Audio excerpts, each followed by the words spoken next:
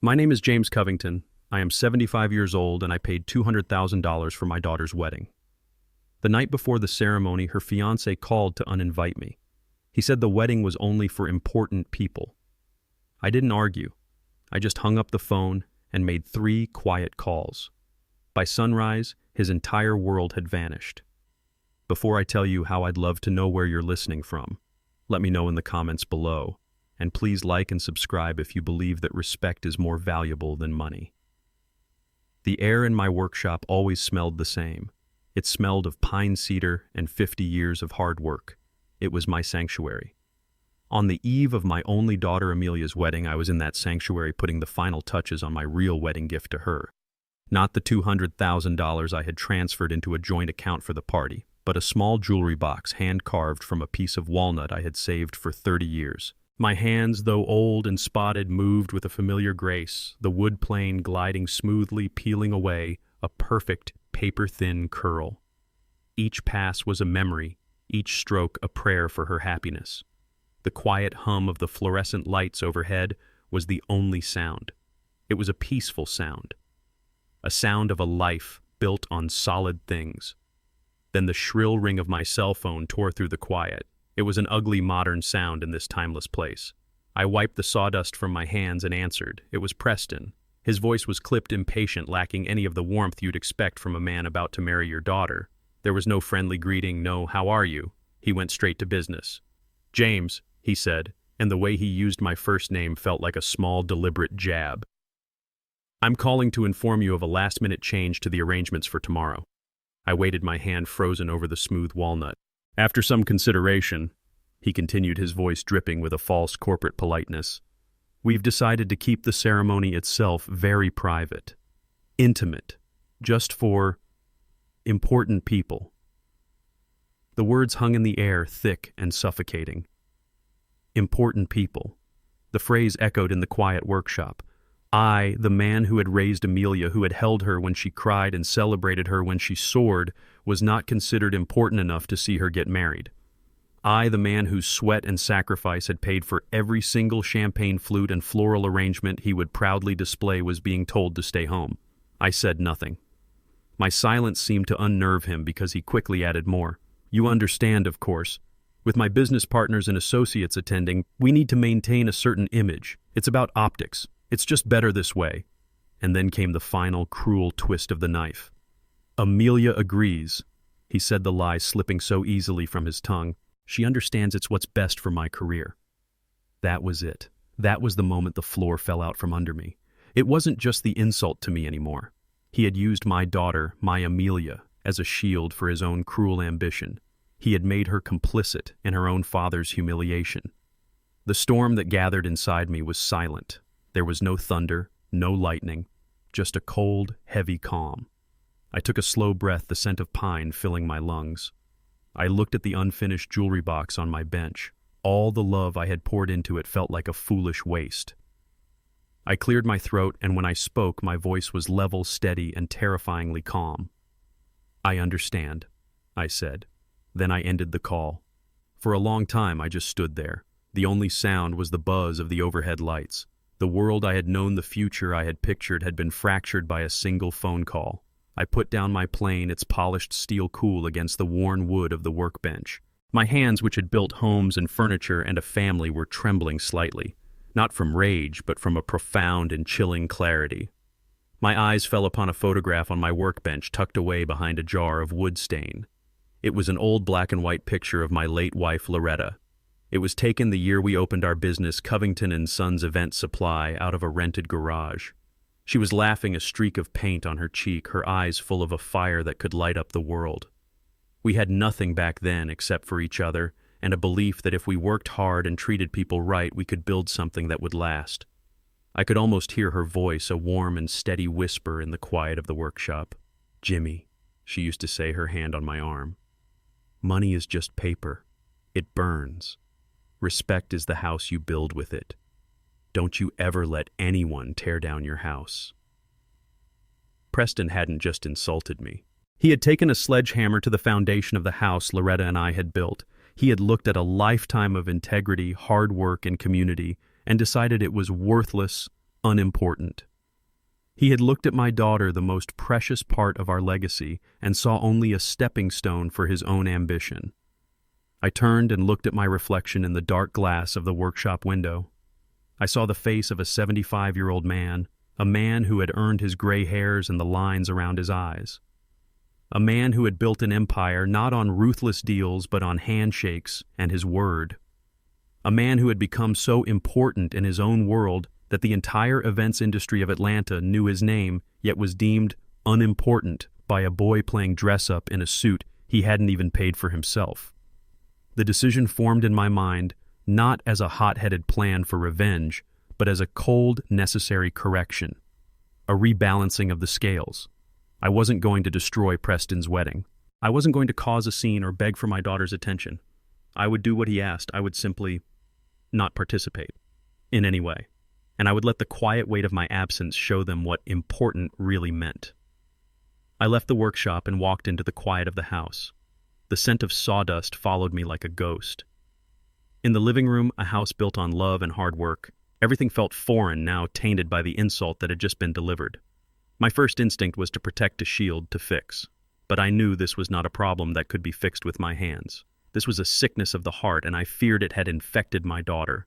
I had to know for sure. I had to hear her voice. My hands felt heavy as I picked up the phone and dialed her number. Part of me, a foolish, hopeful part, prayed that she would answer furious on my behalf. That she would say, "Daddy, I can't believe what Preston did. I'm putting a stop to this right now." I held on to that sliver of hope as the phone rang once, twice. "Daddy." Her voice was small, hesitant. The false brightness she usually had was gone. She knew why I was calling. I kept my own voice gentle even. There was no room for anger here, only a deep, aching need for the truth. "Amelia," I said softly. I just got off the phone with Preston. I heard a sharp intake of breath on the other end, followed by a rush of words that tumbled over each other, a confession of guilt before any accusation was made. "Oh, Daddy, I was just about to call you, I swear. I'm so sorry. It was all so last minute. Everything is just crazy right now. You know how it is." She was talking fast, filling the silence because she was terrified of what I might say in it. I let her finish, and then I simply stated the fact. "He told me I'm not to come to your wedding tomorrow." The silence that followed was heavy with everything she wasn't saying. When she finally spoke, her voice was thin, almost a whisper, as if she was repeating lines someone had fed her. "I know, and I feel terrible about it. It's just... Preston thinks it's for the best." I waited. "For his career," she added the words sounding hollow and foreign in her mouth. "You know how important this is for him, Daddy. All his partners will be there and he needs to make a good impression. It's about the optics." Optics. A cold, clinical word for discarding your own family. I had to ask. I had to hear her say it. "And what do you think, Amelia? Not what Preston thinks. What do you think?" Another long, painful pause. I could almost hear the struggle in her mind, the battle between her conscience and the man she thought she loved. The battle was over quickly. "We'll have a private family dinner next week," she said, her voice weak. "I promise. Just us. It'll be even better that way, right?" And in that moment, I felt a sorrow so profound it almost buckled my knees. My daughter, the fierce little girl who once climbed the tallest tree on our street just to prove she could, was gone. In her place was this echo, this shadow afraid to speak her own mind. Arguing with her now would be like yelling at the wind. It would only push her further into his arms, making me the villain of a story he was writing for her. My fight was not with her. It was for her. The love I felt for her swelled in my chest, a painful, protective ache. I had to end the call before she heard the break in my voice. "All right, sweetheart," I said, the words costing me more than she would ever know. "You get some rest. You have a big day tomorrow." I hung up the phone before she could reply. I placed it gently on the table. The last thread of hope, the one where this was all a terrible misunderstanding, had been severed. This was no misunderstanding. This was a deliberate, calculated act of erasure. And the call had given me the one thing I needed most confirmation. I was no longer just a man defending his own pride. I was a father fighting for the soul of his daughter. The quiet in the house felt different now. It was no longer the quiet of peace. It was the quiet of strategy, the quiet of a plan beginning to form. And the next calls I made would not be gentle at all. After the call with my daughter, I walked from the living room into my study. The air in here was different. It didn't smell of wood and varnish. It smelled of old leather and paper, of decisions made and ledgers balanced. This was the room where Covington & Sons was truly built, not with hammers and saws, but with handshakes and my word. I sat down in my worn leather chair, the one that had held me through 40 years of business deals, triumphs, and disasters. The deep sorrow from Amelia's call settled into a hard, cold resolve. There was no more room for doubt. It was time to act. I didn't need to look up the number. I knew it by heart. I dialed, and the phone was answered on the second ring. A polite voice answered, but I cut straight through the formalities. "Michael Shaw, please. Tell him it's James Covington." A moment later, a familiar, warm voice came on the line. "Jimmy, good to hear from you. I hope you're not calling to tell me you're unretiring again. David would have my hide." I appreciated his attempt at humor, but I had no time for it tonight. My tone shifted, became the voice I used when $1 million deal was on the line. "Michael, I'm sorry to call you at home, but this is an urgent and sensitive matter." The warmth in his voice instantly vanished, replaced by the sharp focus of the best banker in Atlanta. "Of course, James. What do you need?" I took a steadying breath. This was the first move, the one that would set everything else in motion. "Michael, I need you to execute a request. I need you to freeze joint account number 74491 effective immediately." I gave him the number from memory, the account I had opened with so much hope only 6 months ago, the wedding account. There was a moment of stunned silence on the other end of the line. Michael knew that account. He had helped me set it up. He knew what it was for.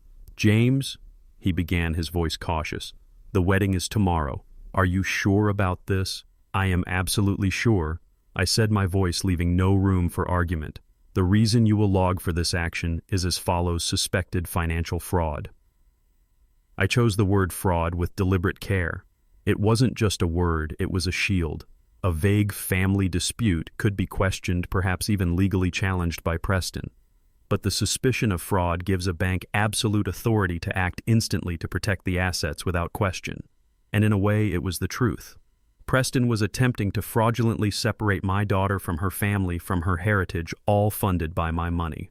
He was trying to acquire a family, a name, and a bankroll through deception. If that wasn't a form of fraud, I didn't know what was. Michael was quiet for another moment. He was a good man and a better banker. He didn't ask for the whole story. My tone and our 30-year history told him everything he needed to know. "Understood, James," he said, his voice now crisp and professional. "Consider it done. I'll handle the paperwork personally in the morning. As of this moment, that $200,000 account is frozen solid. Nothing goes in and nothing comes out." "Thank you, Michael," I said. "Anytime, Jimmy. You know that." I hung up the phone and leaned back in my chair. I felt no satisfaction, no thrill of victory.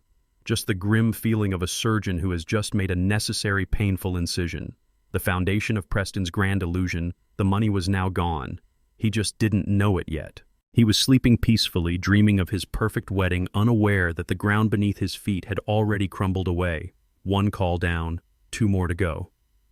I didn't let myself linger on the grim satisfaction of that first call. There was no time.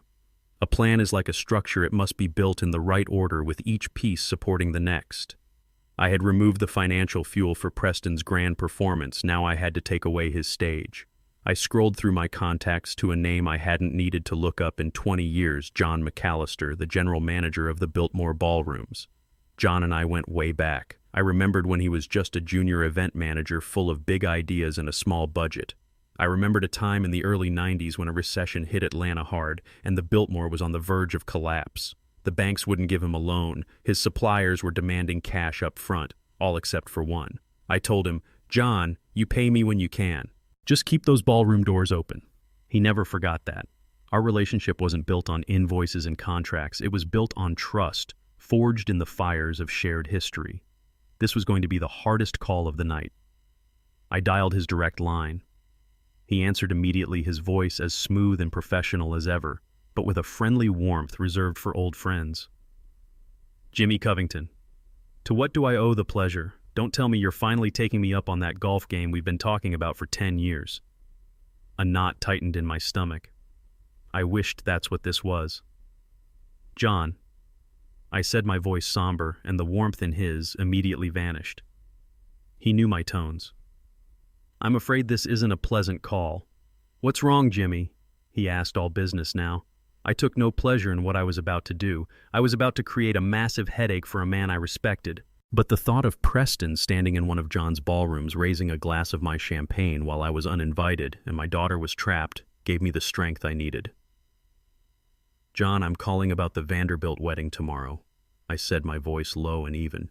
"I am deeply sorry to be telling you this at the 11th hour, but due to a severe and unforeseen family matter, the final payment for the event will not be clearing."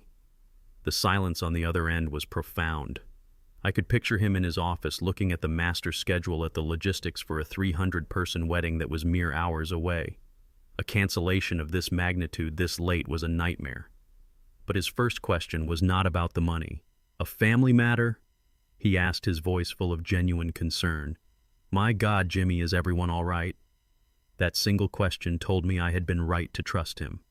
"It is a difficult and private situation, John," I said, avoiding the lie but protecting the truth. "I can't say any more than that, but what I can say with absolute certainty is that this event cannot and will not proceed." I heard him let out a long, slow sigh. It was the sound of a man accepting a terrible reality he couldn't change. He knew my character. He knew I would never do this unless it was the only option left. He was a professional, but he was also my friend. "I understand, Jimmy," he said, the weariness evident in his voice. "Don't you worry about this end. I'll handle it. I hope whatever is happening, your family will be okay." "Thank you, John," I said, the words feeling inadequate. "That means more than you know." We hung up. I stared at the phone. The second domino had fallen. The money was gone.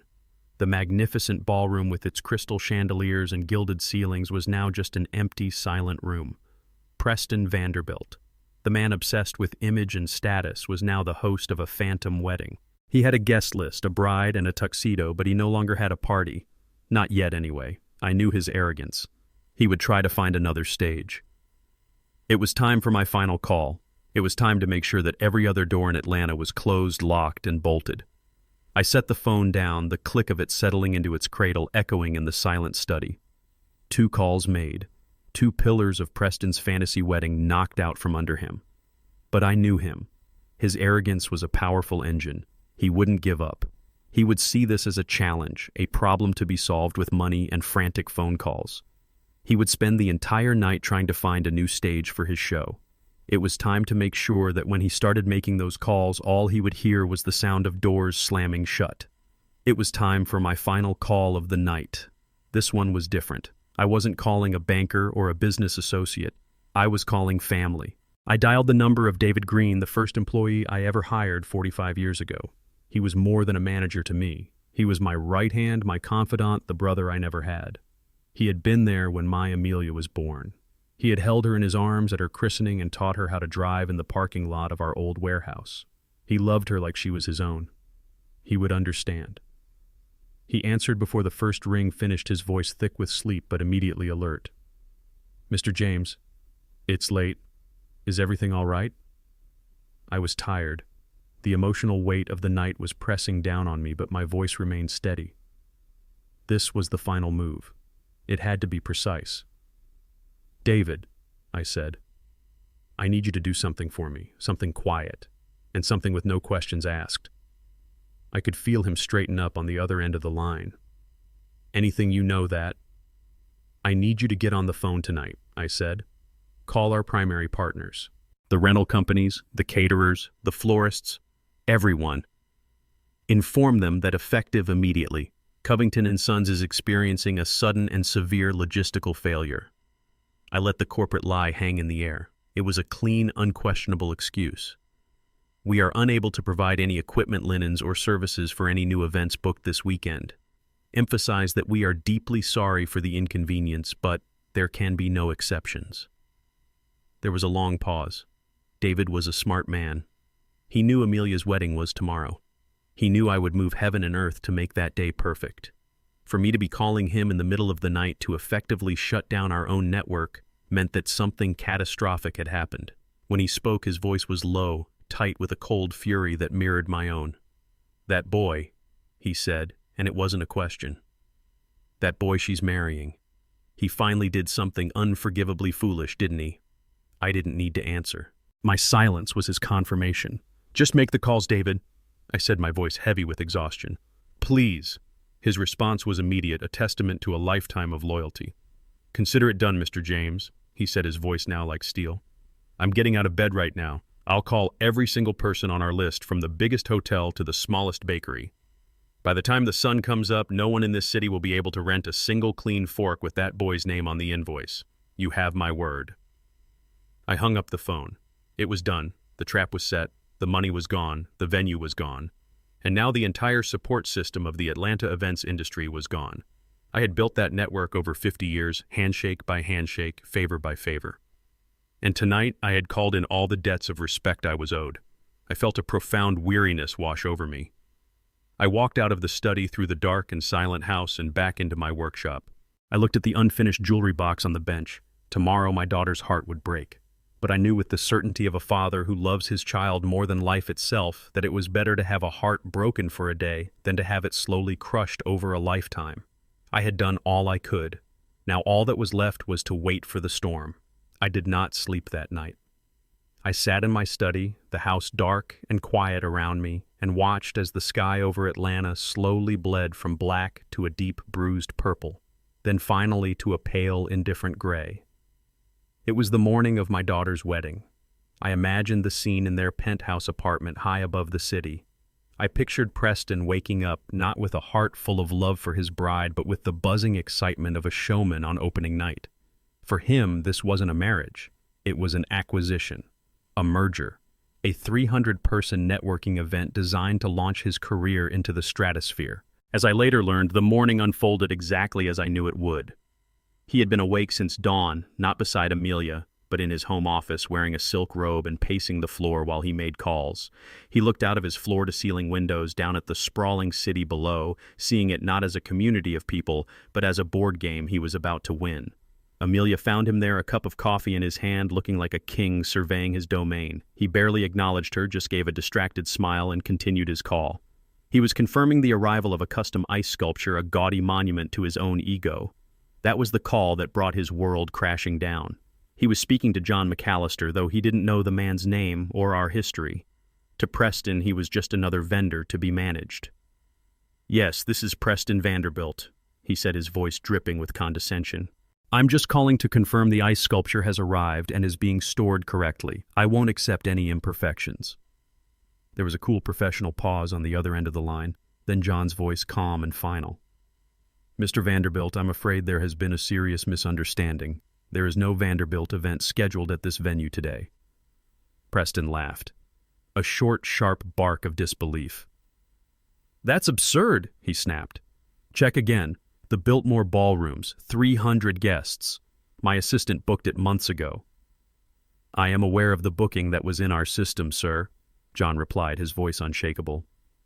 "However, that booking was canceled late last night due to a failure to render the final payment." The color began to drain from Preston's face. "A failure of payment impossible. The funds are in a dedicated account. There are $200,000 in that account." "That may be," John said, delivering the final devastating blow. "But I was informed by the bank that the account was frozen by the primary account holder. I'm sorry, sir. The decision is final. We are fully booked with another client." Preston was speechless for a moment, his mind racing. Primary account holder. The words hung in the air. He stammered, his arrogance finally cracking. "This is my wedding day. Do you have any idea who I am? The people who will be attending?" "I'm very sorry for your inconvenience, Mr. Vanderbilt," John said, and then the line went dead. Preston stared at his phone, his face a mask of pure fury. He threw it, but it landed harmlessly on a thick white Persian rug, a pathetic gesture of rage. It was then that Amelia walked into the room, radiant in a white silk bridal robe, her face glowing with the innocent excitement of the day she had dreamed of her entire life. She saw the look on his face and her own smile faltered. "Preston, honey, what is it? What's wrong?" He turned on her, his eyes wild. He didn't see his bride. He saw an obstacle, an annoyance. He forced a dismissive wave of his hand. "It's nothing." He lied, his voice tight with rage. "Some incompetent fool at the Biltmore made a clerical error with the payment. Ridiculous." He tried to project confidence to maintain the illusion of control. "Don't you worry your pretty little head about it. There are 100 places in this city that would kill to host our wedding. I'll have it fixed in an hour."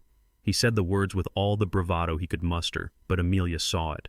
For the first time, she saw past the charming facade, past the expensive suit, and the confident smile. She saw a flicker of pure animal panic in his eyes. She watched him grab his phone and stalk into the other room, his voice already barking orders at someone else on the line. And as she stood there alone in her bridal robe, surrounded by the cold, empty luxury of his apartment, the first icy seed of doubt began to plant itself in her heart. The perfect day had fractured, and she was beginning to realize that the man she was about to marry was a stranger. I can only imagine the scene in that penthouse, the air thick with a cocktail of expensive cologne and rising panic. Preston, a man who believed any problem could be solved by yelling into a phone and throwing money at it, was about to get a masterclass in the true nature of power. He stalked into his office, a room with a view of the entire city, and began his frantic assault on the hospitality industry of Atlanta. He was still operating under the illusion that he was the customer, that he was the one in charge.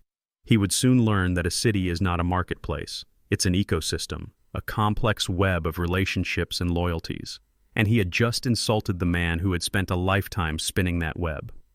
His first calls were to the giants, the five-star fortresses of luxury he so admired. He dialed the Four Seasons, his voice laced with the arrogant assumption that they would be grateful for his business. "This is Preston Vanderbilt," he announced. "I have a party of 300 of Atlanta's most influential people. I need your grand ballroom, tonight. Money is no object." The manager on the other end was impeccably polite, his voice smooth as silk. "Mr. Vanderbilt, it would be our distinct honor to host you under normal circumstances. Unfortunately, it is quite impossible today. Our primary logistics and supply partner, Covington & Sons, has informed us of a major citywide operational failure. We can't guarantee service. We can't even get enough clean linens for a party of 30, let alone 300. Preston scoffed. "Covington. That's just one company. What about your other suppliers?" He hung up before the manager could answer, already dialing the St. Regis. The story there was the same. Then the Ritz-Carlton. Then the Waldorf Astoria. The names of the hotels changed, but the polite, regretful refrain did not. Covington & Sons. The name of the unimportant old man was suddenly everywhere, a ghost haunting the phone lines, a name he couldn't escape. I can picture him loosening his collar, the first bead of sweat tracing a path down his temple. From the doorway, Amelia watched her beautiful wedding dress hanging in its bag like a silk and lace question mark, her anxiety growing with every failed call. His strategy shifted. If the giants were out, he would go for the boutique players. He was a shark sensing weakness, looking for a way around the obstacle. He started calling smaller, high-end venues, independent catering companies, believing he could piece together a solution himself. This is where the polite wall of corporate excuses began to crumble, replaced by the strange, baffling reality of a city that had quietly closed its doors to him. The first caterer he called sounded panicked. "I'm sorry, Mr. Vanderbilt. I can't help you. My refrigerated truck rental was just canceled. They told me there was an electrical fire at the depot. All their trucks are out of commission." The manager of a trendy loft space downtown was next. "We have the space, sir, but we have no staff. It's the strangest thing. A dozen of my best on-call waiters just called out sick this morning, all with the same 24-hour stomach flu." An equipment rental company on the other side of town told him, "We have chairs, thousands of them, but all 6 of our delivery trucks were just flagged for emergency maintenance inspections. The whole fleet is grounded. It's unbelievable." He was no longer just annoyed, he was bewildered. He was pacing the length of his apartment, now yelling into his phone, "What is wrong with this city today? Is everything falling apart?" He couldn't see the pattern. He couldn't see the invisible threads connecting all these strange, sudden accidents. He just felt the universe itself conspiring against him, and his arrogance began to curdle into a desperate, impotent rage. Finally, in a last-ditch effort, someone gave him the number for Beatrice Johnson. B. A legend in the business. A tough, no-nonsense event planner who had been orchestrating Atlanta's biggest parties since before Preston was born. He called her his voice, a frantic mess, launching into his tale of woe about the Biltmore and the series of unfortunate coincidences. B let him talk for about 30 seconds before cutting him off, her voice like gravel rolling downhill. "Let me stop you right there, son," she said. "I've been getting calls about you all morning. Let me guess, your name is Vanderbilt." Preston was stunned into silence. "I don't know what you did to piss off Jimmy Covington," B continued, her voice devoid of any sympathy. "But you just went and poked the biggest, quietest bear in the entire forest. You think this is a city of businesses, kid. You think you can just buy your way in. This is a city of relationships, and Jimmy Covington spent 50 years building every single one of them. The man you called unimportant co-signed the loan for the restaurant that catered my first big event. He sent his crews to work my husband's funeral for free because he knew I was struggling. He is the foundation of this entire industry." She wasn't finished. "You didn't just get canceled by a venue, son. You got canceled by Atlanta. There isn't a chef in this town who will poach an egg for you today. There isn't a valet who will park a car for your guests. From the silver forks you wanted to the dance floor you'd stand on, it all comes out of Jimmy's warehouse. You wanted a wedding for important people. Well, today you learned who the most important man in this town really is. My advice to you, find a preacher and a park bench, and for God's sake learn some respect." She hung up. Preston stood there, holding a dead phone, the silence of the penthouse roaring in his ears.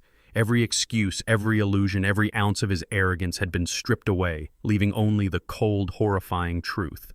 He slowly, mechanically lowered the phone, and for the first time that day, he turned and looked at Amelia, his face ashen, the full crushing weight of what he had done finally crashing down upon him. B. Johnson's final words hit the silence of that penthouse like a judge's gavel.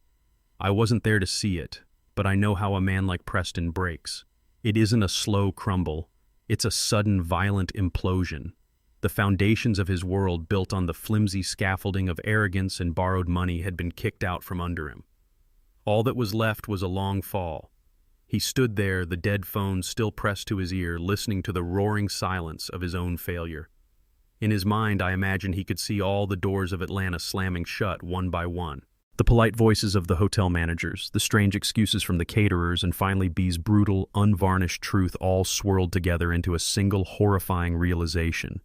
He had made a fatal error. He had misjudged his opponent. He had picked a fight with the quietest man in the room, never realizing that the quietest man was the one who owned the room itself. A sound tore from his throat, a guttural roar of pure, helpless rage. He hurled his smartphone against the far wall. It wasn't the pathetic thud of it landing on a rug this time. It struck the hard plaster with a sickening crack, shattering into a spiderweb of glass and black plastic before skittering across the polished marble floor. The sound was sharp, ugly, and final. It was the sound of his control, his image, his entire meticulously crafted future breaking apart. He began to pace, not like a confident executive, but like a caged animal. His hands were clenched into white-knuckled fists, his breath coming in ragged gasps. He muttered to himself a stream of curses and disbelief. No, this can't be happening. Not to me. I had everything." He ran his hands through his perfectly styled hair, messing it up. His mask of sophistication finally shattered, revealing the desperate, entitled child beneath. Amelia had been standing in the doorway the whole time, a silent witness to his unraveling. She had seen the confident swagger melt into confusion, then into frustration, and now into this raw, pathetic panic. B's words, though muffled through the phone, had reached her, and suddenly everything made a terrible, perfect sense. The endless parade of polite rejections, the strange, coordinated accidents all over the city, and the one name that echoed through it all, Covington. Her name, her father's name. Her voice when she spoke was barely a whisper. It was a sound so quiet it was almost lost in Preston's frantic panting, yet it cut through the room with the sharpness of a razor. "It was Dad," she said. It wasn't a question. It was a statement of dawning, terrifying clarity. It was him, wasn't it? Preston froze. He whipped around to face her, his face pale and twisted into an ugly sneer. There was no charm left, no handsome fiancé, just a cornered, desperate man looking for someone to blame, and his rage finding no other target finally landed on her. "That old man," he spat the words dripping with a venom that shocked her to her core. Your unimportant, meddling, blue-collar old man, he did this. He ruined it. He ruined everything. He took a step towards her, his voice rising to a frantic shout. This wedding was my key to this city. The partners, the investors, everyone was going to be there. I was going to be somebody. And he destroyed it all just because of his pathetic, hurt feelings. He finally said it. He finally admitted that the wedding, and by extension she was just a tool for his ambition. He saw her not as a partner, but as a prop. They stood there in the wreckage of their wedding morning staring at each other as if for the first time. Preston exposed his ambition laid bare, and his power revealed as a complete illusion. And Amelia, her heart shattered but her eyes wide open. The horrifying realization was complete. For him, the knowledge that he had been utterly and completely outplayed by the one man he thought beneath him.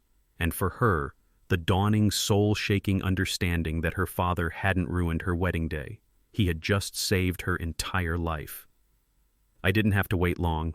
I knew they would come. A man like Preston, when cornered, doesn't retreat. He attacks. It's the only move he knows. I was on my front porch sitting in the old wooden rocker Loretta and I bought at a flea market 30 years ago when I saw his car. It was a black foreign sedan, a silent predator that cost more than my first house. It tore down my quiet tree-lined street, its engine a low growl that was completely out of place among the sounds of birdsong and children playing down the block. The car was a perfect symbol of the man driving it, loud, expensive, and disrespecting a world it didn't understand. I could only imagine the storm raging inside that leather and glass box. I could picture Preston gripping the steering wheel, his knuckles white, his face a mask of crimson fury. I could hear his voice not in person, but in my mind, a frantic tirade of blame and disbelief. He would be cursing my name, of course, calling me a meddling, vindictive old man. He would be threatening lawsuits, vowing revenge, blaming the city, the vendors, the world, anyone but the person responsible, the man he saw in his own rearview mirror. His words would be empty, hollow threats, the last gasps of a king whose crown had just been revealed to be made of cardboard. And beside him in the passenger seat, my daughter Amelia would be silent. Her silence would be a different storm entirely. I could see her staring out the window, but seeing nothing, the neat, historic homes of her childhood blurring into a watercolor of shame. Tears would be streaming down her face, not the loud performative sobs of a spoiled child, but the quiet, soul-deep tears of someone facing the consequences of their own weakness. In the back seat, her beautiful wedding dress, still pristine in its silk bag, would hang like a ghost, a mocking reminder of the perfect day that had turned into a perfect disaster. Every red flag she had ignored, every gut feeling she had suppressed, every time she had chosen his ambition over her own family, would be replaying in her mind. His storm was loud and impotent. Hers was quiet and devastating. The black car screeched to a halt in front of my house, its tires protesting against the asphalt. The sight was almost comical, this sleek, angry machine parked crookedly in front of my modest brick home, with its carefully tended rose bushes, the ones Loretta had planted. Preston burst out of the driver's side before the engine was even off. His expensive suit was wrinkled, his tie was askew, his face flushed with a rage that made him look small and childish. Amelia emerged from the other side much more slowly. She moved like someone in a dream, her body heavy with the weight of her regret. She looked at the house she grew up in, at the porch where she learned to read, and the lawn where she learned to ride a bike, and her expression was one of profound, heartbreaking loss. She was a stranger here now, an exile returning to a kingdom she had willingly abdicated. They stormed up the walkway, Preston leading the charge like a failed general, and I waited for them. I didn't get up from my rocker. I simply watched them come. The confrontation I had engineered was finally here. I was in the back garden, Loretta's garden, when they arrived. The frantic slamming of car doors was an ugly intrusion into the afternoon peace. This was my true sanctuary, the place I came to feel close to her.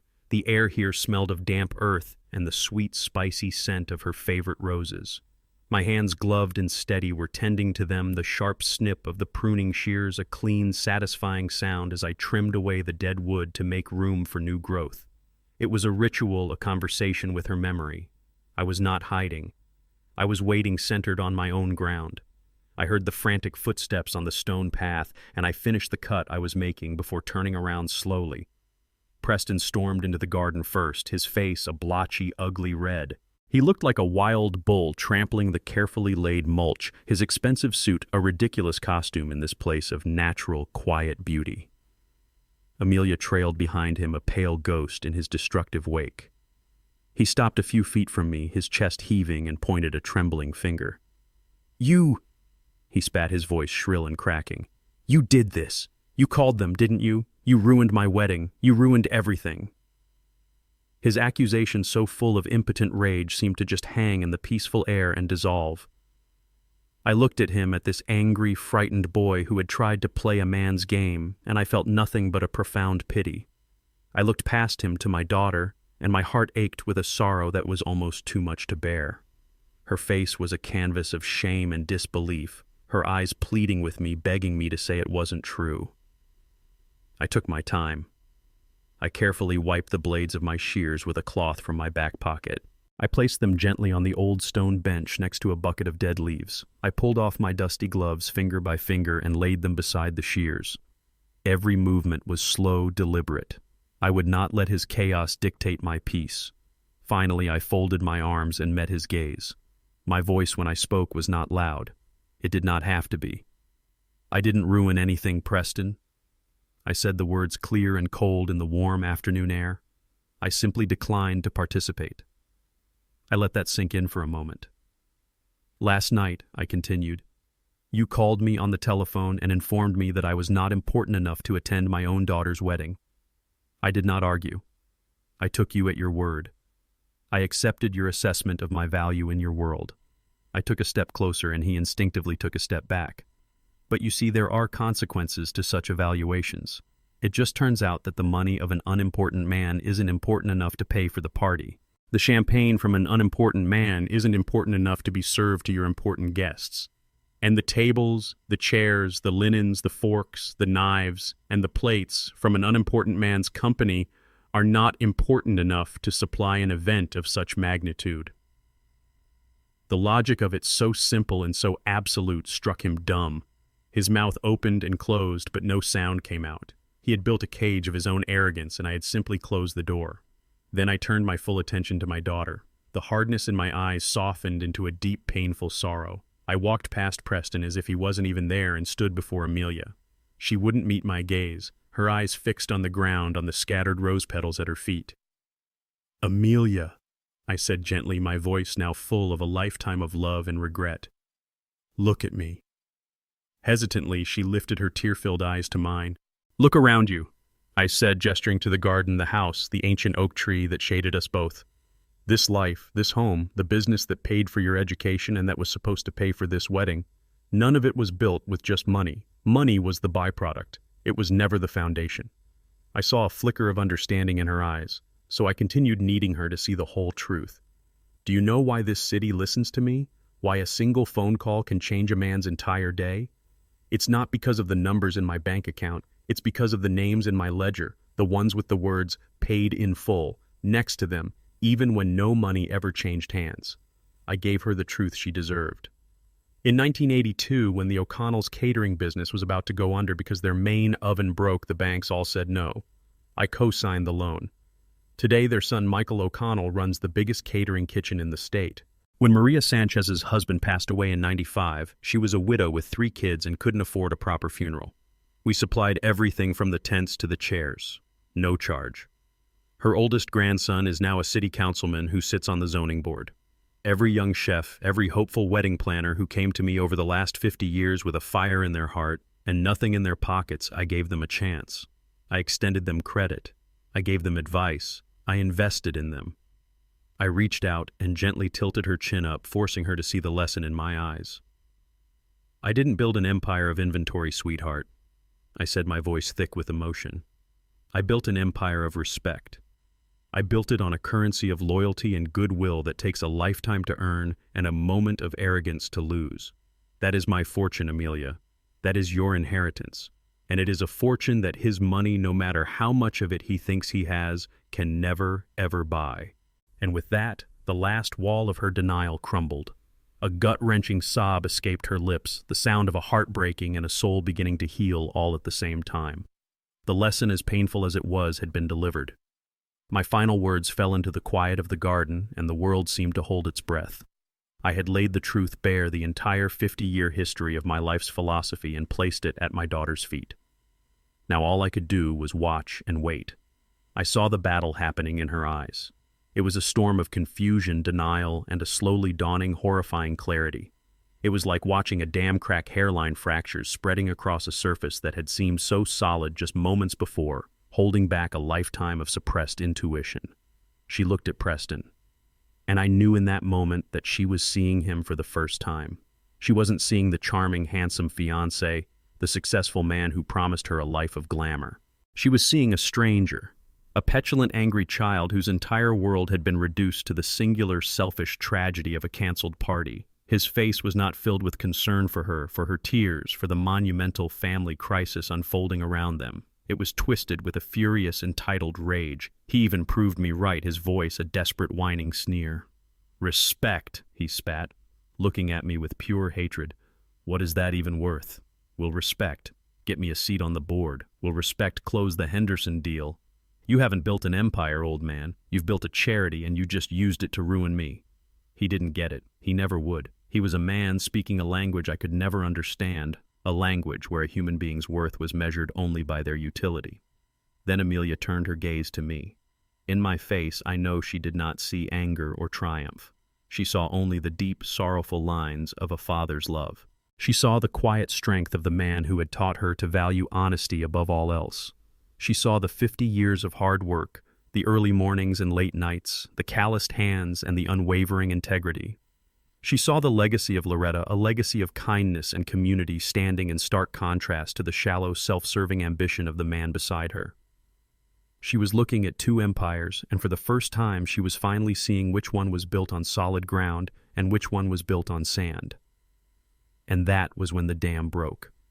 It started not as a sound, but as a tremor that ran through her entire body. Her shoulders began to shake, her carefully composed posture collapsing inward as if under an immense, invisible weight. A sound tore from her throat, a choked, desperate gasp for air, and then came the sob. It was not the simple cry of a disappointed bride. It was a deep, wrenching sound that came from the very core of her being. It was the sound of a heart breaking in two. I knew what that sound was. I understood every layer of its sorrow. It was the sound of her mourning the man she thought she loved, the illusion of the future she had so desperately wanted to believe in. It was the sound of a deep and profound shame for her own blindness, for the weakness that had allowed her to stand by while her own father was disrespected and discarded. And underneath it all, there was another note, a quieter one. It was the sound of relief. The terrifying, painful, and ultimately cleansing relief that comes from finally seeing the truth. Preston just stared at her, his expression a mixture of confusion and annoyance. He saw her tears not as a sign of her heartbreak, but as an inconvenience, another frustrating complication in his already ruined day. He made no move to comfort her, no gesture of kindness. He had already proven my point more eloquently than I ever could. I remained still. I did not rush to her, did not pull her into my arms. This was her moment. This was a pain she had to feel, a fever that had to break on its own. I would be here. I would be her safe harbor when the storm passed. But she had to navigate the storm herself. So I stood there, a silent, steady pillar in the wreckage of her wedding day, and let my daughter cry. I let her wash away the lies with her tears, knowing that when she was done, she would finally be free. The storm in the garden had passed. All that remained was the quiet, shuddering aftermath. Amelia's raw sobs had subsided into a series of deep, hiccuping breaths. Preston stood frozen, a statue of impotent rage, the accusations dead on his lips. The air was thick with unspoken truths and the sweet scent of Loretta's roses. I looked at my daughter, her face streaked with tears and mascara, and I knew the lesson was not yet complete. The confrontation was over. Now the decision had to be made. "Let's go inside," I said, my voice quiet but firm. I turned and walked toward the house, not looking back to see if they would follow. I knew they would.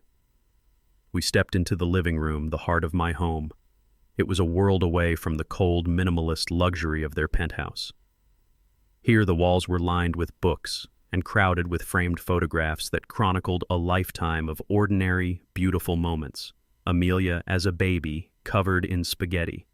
Loretta and I on our own wedding day, young and impossibly hopeful. The furniture was old and comfortable, each piece worn smooth with use and memory. It was a room that smelled of lemon polish and a wood-burning fire, a room built to hold a family, not just to impress strangers. I did not sit down. I stood by the fireplace directly beneath the oil painting of Loretta that I'd had commissioned for our 30th anniversary. I could feel her presence there, her quiet strength lending me its own. Preston and Amelia stood awkwardly in the center of the room, two displaced people who no longer knew their roles. I decided to start with the one thing Preston still thought he had a claim to. The $200,000 is safe, I said, my voice clear and steady, cutting through the emotional haze. I looked directly at Preston, making sure he understood the words that came next. But we need to be perfectly clear about what that money is and what it is not. It is not a wedding gift. It is not a business investment to advance your career. It is not, nor was it ever your money to control. His jaw tightened, but he said nothing. He had no ground left to stand on. I then turned my full attention to my daughter, and my voice softened. That money, Amelia, is the sum of 50 years of your mother's and my hard work. It is every early morning, every late night, every risk we ever took. It is the inheritance she wanted you to have. It is her legacy, her belief in you put into a trust for your future. It was never his to be uninvited from. I walked over to the old secretary desk in the corner, a piece I had built with my own hands the year Amelia was born. I opened a drawer and took out a single manila folder and a fountain pen. I walked to the coffee table and placed them in front of my daughter. The choice now would be made real. Today you have a choice to make, Amelia, I said, my voice low and serious. This is perhaps the most important choice of your life, not as a bride, but as a woman. I let her look at the folder at the pen before I continued. I had to lay out both paths for her so she could see them clearly.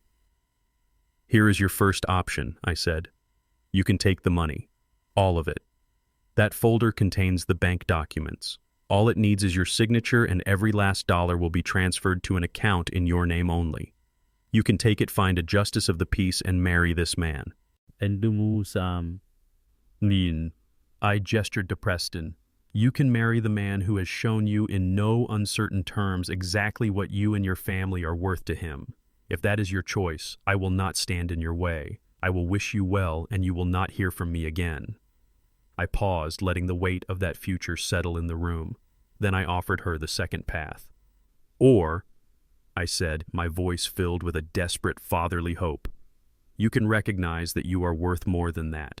You can decide that your mother's legacy, your inheritance, and your own future should not be used to purchase the approval of a man who looks at you and sees a business transaction. You can take that money and you can build something for yourself, a business of your own, a home that is truly yours, a life, something real, something solid, something that no one ever again can call unimportant. I stepped back from the table, leaving a space for her decision. The folder and the pen sat between them, a silent testament to the two futures that lay before her. I saw Preston's eyes flicker to the folder, a flash of greedy, desperate hope that he might still get the money. He still didn't understand. This was never about the money. Amelia looked down at the folder. She looked over at Preston, at his anxious, selfish face. And then she looked up at me. Her eyes were red and swollen, but for the first time all day they were clear. The power to decide her own fate was now finally and completely in her hands. The choice lay on the table between them, contained in a simple manila folder and a black fountain pen. The entire weight of two possible futures rested in that small space. I had said my piece. I had laid the truth before my daughter. Now I could only stand by the fireplace and watch my heart in my throat. The room was utterly silent. The only sound the ticking of the old grandfather clock in the hall, a sound that had measured out every important moment of my daughter's life. Preston stared at the folder. His eyes narrowed with a desperate, greedy calculation. I could see him trying to salvage the situation, trying to figure out which path still led to the money. He looked at Amelia, his expression shifting into a mask of feigned concern, a pathetic attempt to regain control. "Amelia, honey," he began, his voice slick and persuasive. "Don't listen to him. We can still fix this. We can take the money, we can go to Vegas." But his words died in his throat, because Amelia was no longer listening to him. She was no longer looking at him. She was looking down at her own hands at the massive, ostentatious diamond ring he had placed on her finger months ago. It had once been a symbol of a bright and glamorous future. Now, in the warm, honest light of her childhood home, it just looked like a beautiful, expensive cage. I watched her take a single deep, shuddering breath. It was the kind of breath you take before you dive into cold water, the kind you take before you do something difficult but necessary. When she lifted her head, the change in her was staggering. The tears were still wet on her cheeks, but the confusion and fear in her eyes were gone. They had been replaced by a quiet, resolute strength I hadn't seen in years. It was the look of her mother. She turned her head and looked at Preston. She looked at him for a long, silent moment, and I knew she was seeing him, truly seeing him for the very first time. She was not seeing the charming fiancé. She was seeing the frightened boy who had thrown a tantrum in her father's garden. She was seeing the man whose first instinct in a crisis was to lie to blame and to lash out. She saw his eyes flicker again to the folder on the table, and she understood with devastating clarity that even now he was not thinking of her heart. He was thinking of her inheritance. Then, with a calm, deliberate grace that seemed to suck all the air out of the room, she began to remove the ring. She used her other hand to steady her finger, slowly working the heavy diamond over her knuckle. It was not an act of anger. It was an act of liberation. The ring came free, leaving a pale, faint indentation on her skin, the ghost of a promise that was never real. She leaned forward and placed the diamond ring on the glass surface of the coffee table. In the heavy silence of the room, the small sound was as loud and final as a gunshot, a single, sharp, definitive clack. It was the sound of a cage door swinging open. It was the sound of the end. She looked Preston directly in the eye. Her voice when she spoke was not the weak, hesitant whisper he had grown used to. It was clear, steady, and unbreakable. "It's over, Preston," she said. "I choose my legacy. I choose respect." For a moment he just stared at her, his face a kaleidoscope of disbelief, then fury, and finally a deep and bitter humiliation. He had lost. He had lost the money, he had lost the wedding, he had lost the prize he thought he owned. And he had lost it all because he had failed to understand the value of a single unimportant old man. There was nothing left for him to say. The lies were useless now. He lunged forward, not at her but at the ring. He snatched it off the table, his movements jerky and graceless. He didn't look at either of us again. He just turned his back, stiff with defeat, and walked out of the living room, out of the house, and out of my daughter's life. The front door clicked shut behind him, and the silence he left in his wake was not heavy or tense. It was peaceful, it was clean, it was the sound of freedom. The front door clicked shut, and in the profound quiet of my living room, I stood with my daughter. The battle was over. The enemy who had turned out to be nothing more than a frightened boy with a loud voice was gone.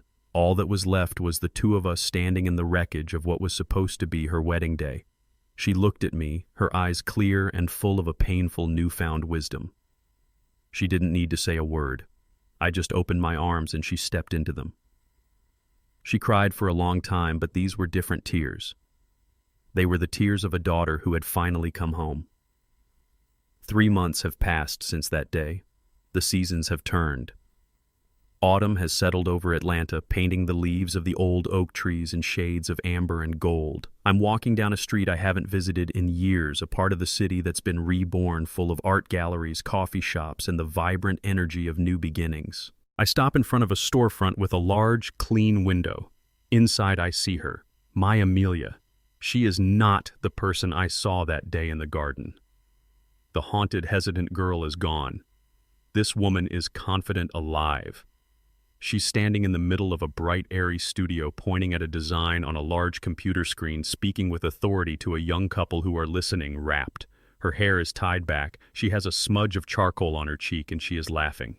A real, genuine laugh that fills the entire space. It is the most beautiful sound in the world. I watch her for a long moment, my heart swelling with a pride so fierce it almost takes my breath away. She is not just surviving, she is thriving. I push open the door, a small bell chiming overhead. She turns, and when she sees me, her face breaks into a brilliant smile. "Daddy," she says, and rushes to give me a hug. It's not the desperate, clinging hug of that day. It's a strong, warm embrace full of an easy love that has been healed and made stronger by the fire it walked through. "I brought you something. I say, holding up the object I'm carrying wrapped in simple brown paper. A little something for the front door, to make it official. She takes it from me, her brow furrowed with curiosity. She carefully tears away the paper. Underneath is a sign carved from a single solid piece of golden oak, the kind of wood that lasts for centuries. The letters are deep and elegant, carved with the same tools that built the jewelry box I never finished. Her breath catches in her throat as she reads the words aloud, her voice a reverent whisper. Loretta Design Company. Her eyes fill with tears, but these are not the tears of sorrow I saw in the garden. These are tears of pure, unadulterated joy. She runs a hand over her mother's name, a name that is now intertwined with her own future, her own work, her own identity. She understands. She understands that this is not just a business. It is a legacy, a connection to the strong, wonderful woman who gave her life and to the values that will now guide her. It's perfect, Daddy, she whispers, her voice thick with emotion. It's absolutely perfect. She puts the sign down gently and hugs me again, burying her face in my shoulder. I hold my daughter tight, this strong, wonderful woman she has become, and I look at the name carved into the wood. Loretta. In the end, a wedding vanished. An illusion was shattered. A $200,000 party disappeared into thin air. But in its place, something real and true had been allowed to grow. My daughter's strength, her independence, her self-respect. A legacy had been saved and a new one had just begun. And I knew in that moment, with a certainty that settled deep in my bones, that my Loretta, my beautiful, strong Loretta, would have been so, so proud. This whole experience taught me a profound lesson that I wish to share with you all. True strength is not measured by the size of your bank account, but by the depth of the respect you have earned. For a time, I stood by silently fearing that creating conflict would push my daughter away. But I learned that sometimes the greatest act of a father's love is not to build a smooth road for his child, but to allow them to face a difficult truth, no matter how painful. A broken wedding is a temporary sorrow, but a life built on a foundation of disrespect is a permanent tragedy. I'd be honored to hear your thoughts on my decision in the comments below, and please don't forget to like this video and subscribe to the channel for more stories.